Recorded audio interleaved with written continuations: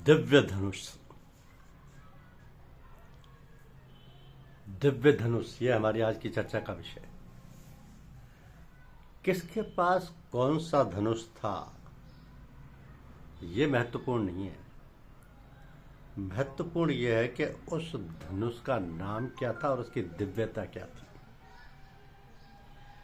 क्योंकि हमारे धर्मशास्त्र हमें ये बताते हैं कि प्रत्येक धनुष की अलग से विशेषता होती है और धनुष से जुड़े हुए बहुत सारे प्रसंग भी हैं। जैसे भगवान राम का विवाह ही धनुष के तोड़ने से हुआ था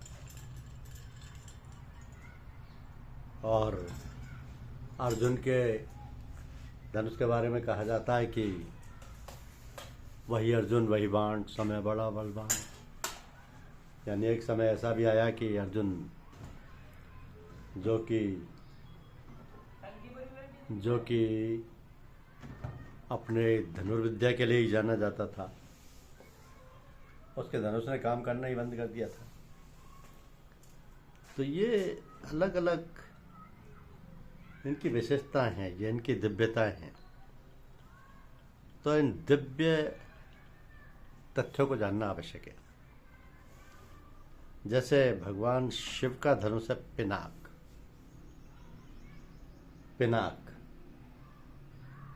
अब ये जो पिनाक है, भगवान शिव धनुष का बहुत कम इस्तेमाल करते थे क्योंकि उनके प्रमुख शस्त्र में आए त्रिशूल आता है, लेकिन उनका अपना जो शस्त्र के रूप में धनुष था जिसका नाम है पिनाक।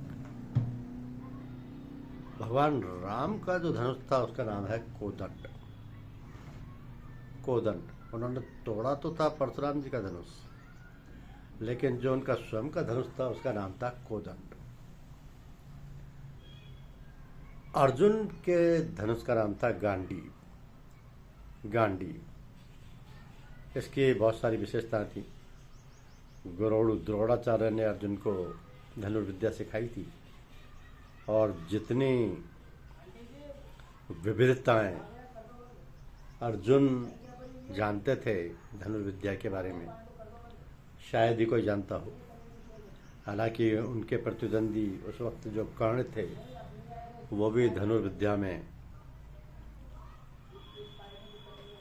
दक्ष थे, विशेषज्ञ थे वो भी उसके। फिर आता शारंग। ये शारंग भगवान विष्णु और भगवान कृष्ण जी का धनुष है। सारंग। विजय जो धनुष है वो कर्ण का है। कर्ण भी कुंती के छठे पुत्र थे, किंतु उन्होंने साथ दिया दुर्योधन का। महाभारत के युद्ध में अर्जुन और कर्ण सामने सामने थे। कामदेव का धनुष है पुष्प धनुष। ये पुष्प धनुष कमनीयता के लिए प्रसिद्ध है। मतलब इसका इस्तेमाल भी काम को प्रबल करने या उत्तेजित करने के लिए किया गया। इंद्र का धनुष है इंद्रधनुष। इंद्रधनुष। और परशुराम जी का धनुष है भार्गव। लेकिन इन सबसे हटकर एक धनुष है जिसको बांस का धनुष बोला जाता है। ये धनुष है एकलव्य का। और एकलव्य वो धनुर्धर थे जिनको किसी ने भी कोई धनुर्विद्या नहीं सिखाई, लेकिन वो इतने बड़े सिद्धहस्त धनुर्धर थे कि गुरु द्रोणाचार्य ये भांप गए कि ये अर्जुन के लिए खतरा हो सकते हैं। क्योंकि जितनी विद्या अर्जुन जानते थे वो सब एकलव्य सिर्फ देख देख कर ही सीख गए थे। तो एकलव्य का ये बांस का धनुष जो उसने स्वयं ही निर्मित किया था, अपने आप में सबसे बड़ी दिव्यता लिए हुए है। धन्यवाद।